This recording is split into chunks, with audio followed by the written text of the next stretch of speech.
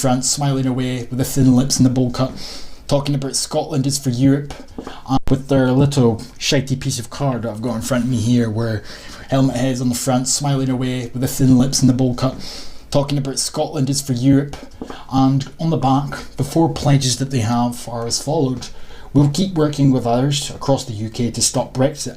Well then. So you're planning to team up with people to stop Brexit. So therefore your first claim regarding a vote for the SNP as a vote to stop Brexit is somewhat disingenuous. But that's you all over, Sturgeon, is it not? Second pledge is that you plan to back a people's vote that will give the option to remain. You then go on to say we'll offer people a choice of a future for Scotland as an independent European nation. How are you going to be able to offer the people of Scotland a future as an independent European nation if you back a people's vote, and if that people's vote was to be put forth and of course remain, which is the option that you so graciously have gifted us, or you plan to gift us? Remain wins, you have no mandate, therefore there's the second pledge that's a barefaced lie on your shitey piece of card. And the fourth one says, you'll support revoking Article 50 if a no-deal Brexit is the only alternative. Well then, if that comes round the corner and Article 50 is somehow revoked, then again, I bring you back to the point that you made regarding the offering the people of Scotland a future as an independent European nation, because again you'd have no mandate for such a claim, therefore that's the third time you've barefaced lied. Your priorities don't seem to be in order. One thing I did notice though, which I do find somewhat amusing, since you know full well that there's a bit of scrutiny regarding your fantasy of an open door policy, a progressive open door policy, not a fucking mention of open borders or free movement of people on your little shitey piece of card. So in actuality, when they say that they wish to stop Brexit and a vote for them would be a vote to stop Brexit, they then go on to elaborate slightly by proclaiming that they are willing to work with other parties to stop Brexit.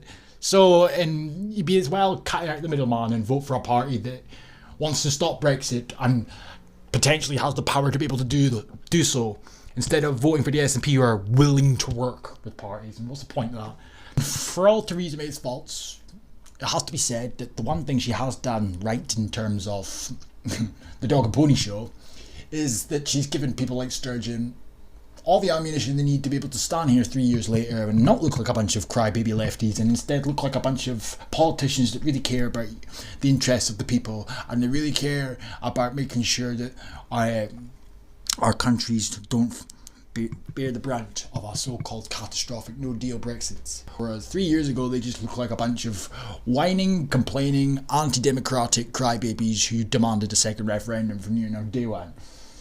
Why doesn't she get up on her podium and talk about Article 11 and 13 or the proposed revamping of the veto system or the Lisbon Treaty that seems to be something nobody ever speaks of, and if it does come into effect, the European Union will never be the same again. And I can't help but wonder to myself if that's the reason they're desperate, and the SNP are desperate to make sure that we don't leave the European Union and then try to get back in at a later date.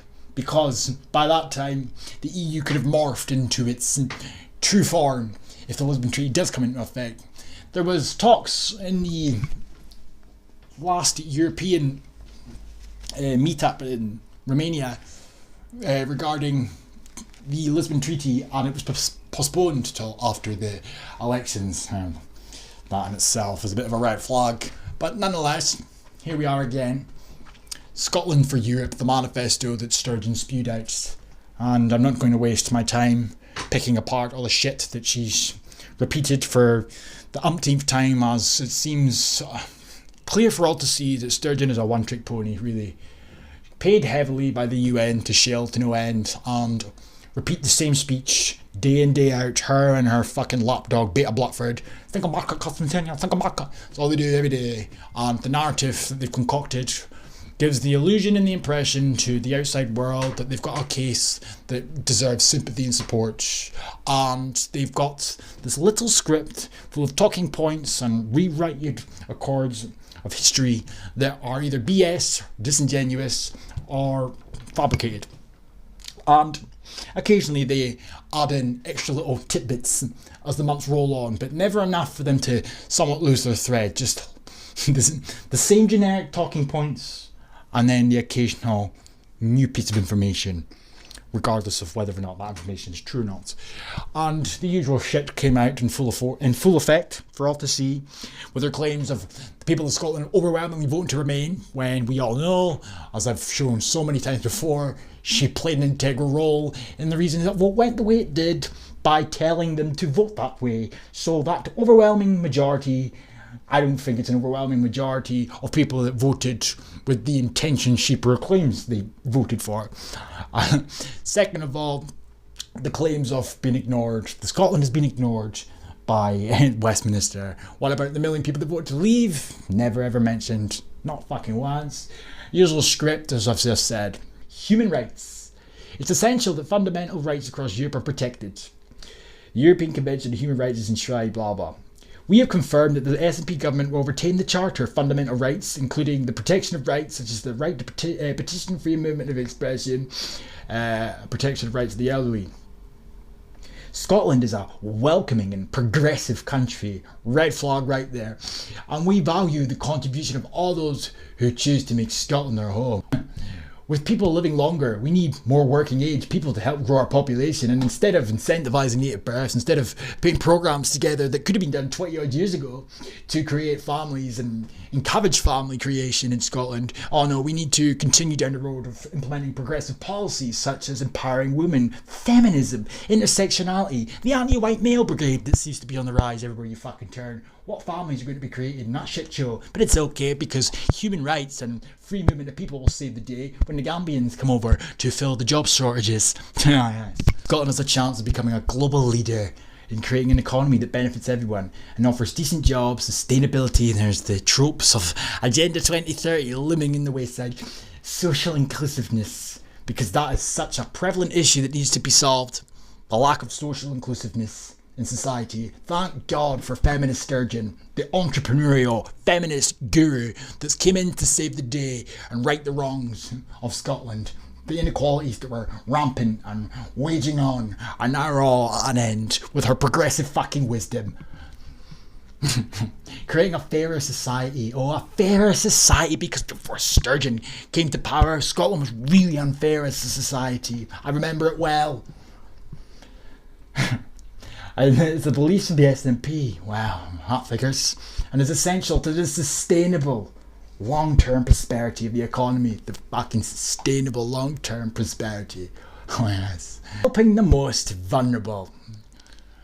The issue of migration clearly demonstrates that Europe cannot and must not isolate itself from the wider world. Last time I checked, the issue of migration clearly demonstrated that the people of Europe don't want to see it, yet the politicians and the bureaucrats continue to allow it to happen. That's what I've seen, but the intersectional progressive lens that Helmet Head views the world clearly different to reality. The people of Scotland and the Scottish government have long promoted a humane response to migration and refugees. Is that fucking so? The foreseeable future. And that is, of course, blatant fucking lying, proclaiming that people in Scotland, as well as Helmet Head and the progressive entourage, have all come to a general consensus of promoting a humane response to migration and refugees. What refugees? I've seen really a portion, about 90%, happen to be economic migrants, and that's been too polite, because an economic migrant would suggest they intend to work, and that's not really what we've been seeing. Hence Sweden, which seems to be a country. If you want to know what Scotland will look like in 10 years' time and Sturgeon has her way, look at Sweden. SNP will continue to call on the EU to fulfil its humanitarian responsibilities by welcoming and protecting refugees who really ain't refugees, are mainly migrants, but let's pretend they're refugees for the purpose of context, arriving in Europe, and by applying considerable assets in international development, the continuation of responding in a positive manner to the humanitarian so-called responsibilities that you speak of incentivizes more, so it's a never-ending loop. Vulnerable eye. Obligation is to provide a beacon of light and of hope. And so this SNP manifesto that we launched today sets out a positive, progressive, European future for our nation. It makes clear our determination to stay in the EU, and it sets out how we will stand up for Scotland in Europe. In its earlier forms, was founded when the memories of the Second World War were still fresh. It is at its heart a peace project. And that, indeed, is one of the reasons that the EU has supported Ireland so strongly in its commitment to uphold the Good Friday Agreement.